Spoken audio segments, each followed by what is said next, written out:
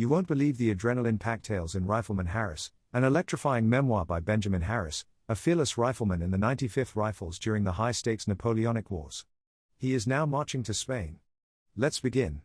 3 days' march brought us without the walls of Lisbon, where we halted, and, the tents soon after coming up, were encamped. The second day after our arrival, as I was lying in my tent, Captain Leach and Lieutenant Cox entering it, desired me to rise and follow them. We took the way towards the town, and wandered about the streets for some time. Both these officers were good-looking men, and, in their rifle uniform, with the pelisse hanging from one shoulder, and Hessian boots then worn, cut a dash, I thought, in the streets of Lisbon. There were no other English that I could observe in the town this day, and, what with the glances of the black-eyed lasses from the windows, and the sulky scowl of the French sentinels as we passed, I thought we caused quite a sensation in the place.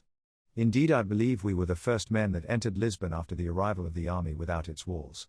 After some little time had been spent in looking about us, the officers spied an hotel, and entering it, walked upstairs. I myself entered a sort of taproom below, and found myself in the midst of a large assemblage of French soldiers, many of whom were wounded, some with their arms hanging in scarfs, and others bandaged about the head and face. In short, one half of them appeared to carry tokens of our bullets of a few days before. At first they appeared inclined to be civil to me, although my appearance amongst them caused rather a sensation, I observed, and 3 or 4 rose from their seats, and with all the swagger of Frenchmen strutted up, and offered to drink with me. I was young then, and full of the natural animosity against the enemy so prevalent with John Bull. I hated the French with a deadly hatred, and refused to drink with them, showing by my discourteous manner the feelings I entertained, so they turned off, with a sacre and a bar, and, reseating themselves, commenced talking at an amazing rate all at once, and no man listening to his fellow. Although I could not comprehend a word of the language they uttered, I could pretty well make out that I myself was the subject of the noise around me. My discourteous manners had offended them, and they seemed to be working themselves up into a violent rage. One fellow, in particular, wearing an immense pair of mustachios, and his coat loosely thrown over his shoulders, his arm being wounded, and in a sling, rose up, and attempted to harangue the company. He pointed to the pouch at my waist, which contained my bullets, then to my rifle, and then to his own wounded arm, and I began to suspect that I should probably get more than I had bargained for on entering the house, unless I speedily managed to remove myself out of it, when, luckily, Lieutenant Cox and Captain Leach entered the room in search of me. They saw at a glance the state of affairs, and instantly ordered me to quit the room, themselves covering my retreat. "Better take care, Harris," said the captain, "how you get amongst such a party as that again. You do not understand their language." "I do, they meant mischief." After progressing through various streets, buying leather and implements for mending our shoes, the 2 officers desired me again to await them in the street, and entered a shop close at hand. The day was hot, and a wine house being directly opposite me, after waiting some time, I crossed over, and, going in, called for a cup of wine. Here I again found myself in the midst of a large assemblage of French soldiers, and once more an object of curiosity and dislike. Nevertheless, I paid for my wine, and drank it, regardless of the clamor my intrusion had again called forth. The host, however, seemed to understand his guests better than I did, and evidently anticipated mischief. After in vain trying to make me understand him, he suddenly jumped from behind his bar, and seizing me by the shoulder without ceremony, thrust me into the street. I found the 2 officers looking anxiously for me when I got out, and not quite easy at my disappearance. I however excused myself by pleading the heat of the day, and my anxiety to taste the good wines of Lisbon, and together we left the town, with our purchases, and reached the camp. Next morning Captain Leach again entered my tent, and desired me to pick out 3 good workmen from the company, take them into the town, and seek out a shoemaker's shop as near the camp as possible. "You must get leave to work in the first shop you can find," he said, "as we have a long march before us, and many of the men without shoes to their feet." Accordingly, we carried with us 3 small sacks filled with old boots and shoes, and entering Lisbon, went into the first shoemaker's shop we saw. Here I endeavored in vain to make myself understood for some time. There was a master shoemaker at work and 3 men.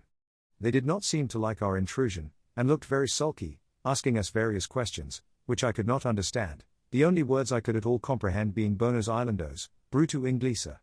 I thought, considering we had come so far to fight their battles for them, that this was the north side of civil, so I signed to the men, and, by way of explanation of our wishes, and in order to cut the matter short, they emptied the 3 sacks full of boots and shoes upon the floor. We now explained what we would be at. The boots and shoes of the Rifles spoke for themselves, and, seating ourselves, we commenced work forthwith. In this way we continued employed whilst the army lay near Lisbon, every morning coming in to work, and returning to the camp every night to sleep. After we had been there several days, our landlord's family had the curiosity to come occasionally and take a peep at us. My companions were noisy, good-tempered, jolly fellows, and usually sang all the time they hammered and strapped. The mistress of the house, seeing I was the head man, occasionally came and sat down beside me as I worked, bringing her daughter, a very handsome dark-eyed Spanish girl, and as a matter of course I fell in love. We soon became better acquainted, and the mother, one evening, after having sat and chatted to me, serving me with wine, and other good things, on my rising to leave the shop, made a signal for me to follow her. She had managed to pick up a little English, and I knew a few words of the Spanish language, so that we could pretty well comprehend each other's meaning, and after leading me into their sitting room, she brought her handsome daughter, and, without more circumstance, offered her to me for a wife. The offer was a tempting one, but the conditions of the marriage made it impossible for me to comply, since I was to change my religion, and desert my colors.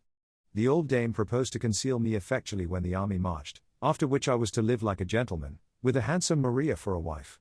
It was hard to refuse so tempting an offer, with the pretty Maria endeavoring to back her mother's proposal. I, however, made them understand that nothing would tempt me to desert, and, promising to try and get my discharge when I returned to England, protested I would then return and marry Maria. Soon after this the army marched for Spain, the rifles paraded in the very street where the shop I had so long worked at was situated, and I saw Maria at the window. As our bugles struck up, she waved her handkerchief, I returned the salute, and in half an hour had forgotten all about her. So much for a soldier's love. Our marches were now long and fatiguing. I do not know how many miles we traversed ere we reached Almeida, which I was told was the last town in Portugal. Some of my companions said we had come 500 miles since we left Lisbon. We now passed to the left, and bade adieu to Portugal forever. We had fought and conquered, and felt elated accordingly. Spain was before us, and every man in the rifles seemed only anxious to get a rap at the French again. On and on we toiled, till we reached Salamanca. I love to remember the appearance of that army, as we moved along at this time. It was a glorious sight to see our colors spread in these fields. The men seemed invincible, nothing, I thought, could have beaten them. We had some of as desperate fellows in the rifles alone as had ever toiled under the burning sun of an enemy's country in any age, but I lived to see hardship and toil lay hundreds of them low, before a few weeks were over our heads. At Salamanca we stayed 7 or 8 days, and during this time the shoemakers were again wanted, and I worked with my men incessantly during their short halt. Our marches were now still more arduous, 14 leagues a day, I have heard the men say, we accomplished before we halted, and many of us were found out, and floored in the road. It became every one for himself. The load we carried was too great, and we staggered on, looking neither to the right nor the left. If a man dropped, he found it no easy matter to get up again, unless his companion assisted him, and many died of fatigue. As for myself, I was nearly floored by this march, and on reaching a town one night, which I think was called Zamora, I fell at the entrance of the first street we came to. The sight left my eyes, my brain reeled, and I came down like a dead man.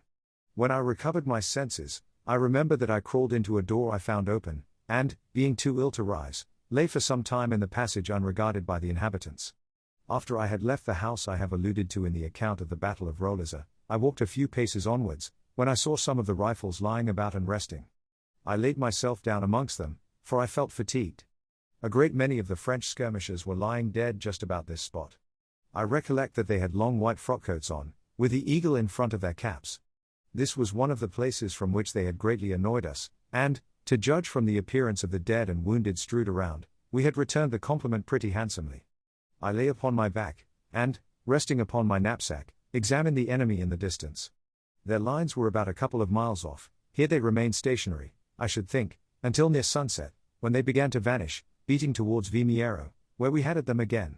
Whilst I lay watching them, I observed a dead man directly opposite to me whose singular appearance had not at first caught my eye. He was lying on his side among some burnt-up bushes, and whether the heat of the firing here had set these bushes on fire, or from whatever cause they had been ignited, I cannot take upon me to say, but certain it is, for several of my companions saw it as well as myself, and cracked many a joke upon the poor fellow's appearance, that this man, whom we guessed to have been French, was as completely roasted as if he had been spitted before a good kitchen fire. He was burnt quite brown, every stitch of clothes was singed off, and he was drawn all up like a dried frog. I called the attention of 1 or 2 men near me, and we examined him, turning him about with our rifles with no little curiosity. I remember now, with some surprise, that the miserable fate of this poor fellow called forth from us very little sympathy, but seemed only to be a subject of mirth. This concludes the 7th part of the story. Thank you very much for listening. What do you think of Harris' story? Please subscribe for more episodes and leave a comment.